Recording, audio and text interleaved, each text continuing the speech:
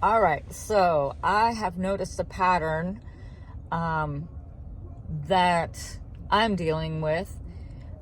I do all the things, I pray,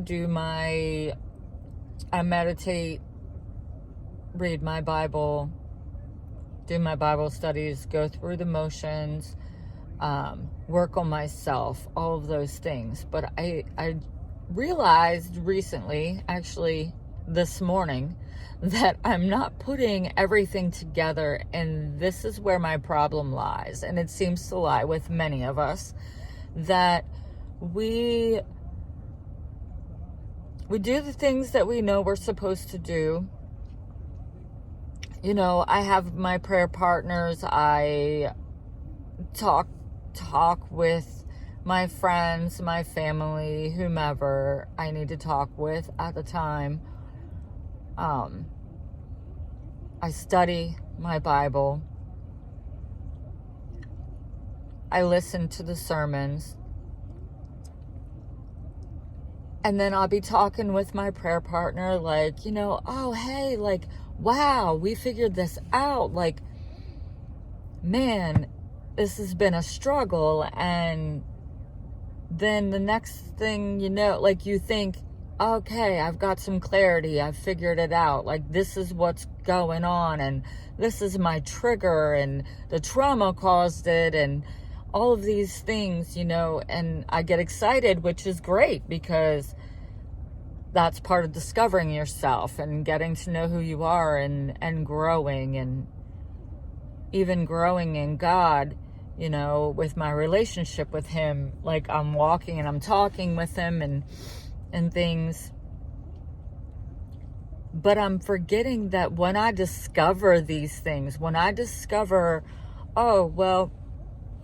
for instance, let's see, when I discover that I was triggered because of this, and this. Okay, well, that's a revelation in itself. Like, okay, well, I've discovered that this triggers me and makes me fall back into trauma, old traumas or old ways of thinking. And then I tell myself, okay, well, I need to catch myself when this happens. Like, this is just going to continue to happen until I realize it's a pattern, and I straighten it out, right? Okay, that makes sense. But what am I really doing to break that pattern? Because there's this thing called it's called generational curses, where, and I'm sure some of you have heard these, and it's not just generational curses. It is a ton of things that we do and say or need or feel that we're not really doing anything.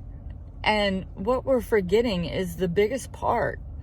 And I didn't even realize that, yes, I'm going to God, and I'm praying, and I'm asking for things, and I'm asking for strength, and I'm asking for clarity, but I'm forgetting to ask Him to take those things, take them away from me.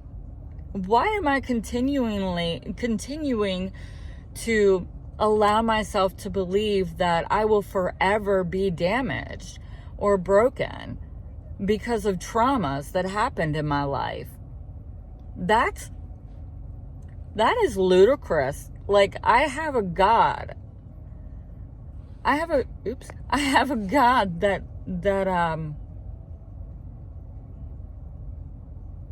is all powerful and almighty, who loves me. Agape love that is, you can't even put words to it. I don't even know why I'm trying. But the point is that I have this God that I am not 100% trusting in. And yes, a lot of that stems from my past pain, and always thinking, because of past pain and trauma, that I'm the only person that I can depend on, which is not true, of course. But as humans, we tend to depend on other people, and that just gets us disappointed. But are we 100% depending on God? Because He is the one that can take it all away. So when I'm finding out, oh, okay, Billy, you need to stop doing this. Like you torture yourself by allowing these triggers from this trauma, that I repeatedly forget to ask God to help me heal. I repeatedly forget to ask God, oh, well, I know this is a trigger. Why didn't I ask God to take that trigger from me? Why didn't I ask God to heal those pieces of me so that I don't have to continually watch for them? I don't have to continually, pay attention to every little thing that's happening every single day. It doesn't have to be that way. Yes, I need to walk with my eyes open. Yes, I need to guard my heart. I need to guard my mind. I need to pay attention to the things that I'm feeding into my brain and my body and my heart.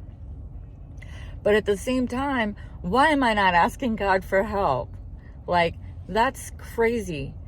And I believe that I'm not the only one that needed to hear that today. We all need to be asking Him for help, not just for strength, for comfort, for material things, whatever you're asking God for, not just to heal the world, not just to heal your friends and family, but we need to be asking God to heal us, heal me, heal those triggers, heal that trauma. I don't need to carry trauma around for the rest of my life. And for some reason, there is this stigma out there that, maybe that's not the right word. I have no idea. I'm not a genius, so it doesn't matter. But there is this belief out there that everybody thinks we have to carry this trauma around. And the problem is that the world is becoming more and more traumatized by things that are happening every single day. We've got shootings, we've got wars, we've got craziness going on in the government, we've got conspiracy theories. There is so much trauma out there, and we cannot continually believe that we just have to go to counseling, find out what's our trigger, find out where our trauma lies, learn coping mechanisms. Yes, coping mechanisms are important. We need them. But God is the utmost importance. He is the one that can heal us wholly, completely, bring us back to who we are meant to be in Him. And that's not miserable. That's not constantly having to deal with these triggers that make us feel emotionally unstable. I mean, that's not what He wants for us. He wants us to be whole. He wants us to be stable. He wants us to feel His love, and He wants to heal us 100%. 100%, people. Let's get it right from now on. Let's go to God. Let's find our triggers, find our pain, find those pieces within us. And if we do it through counseling, fine, that's great. If we do it through our own journey, fine, that's great as well. If God whispers it in our ear, fine. But don't forget to then take that information, take those tidbits of information that we find about ourselves, those things that, we want Him to throw in the furnace and just burn it off. Burn it off. Purify us. That's where we need to go. Go to God. All right. End of rant. Talk to y'all later. Have a fabulous day. Bye-bye.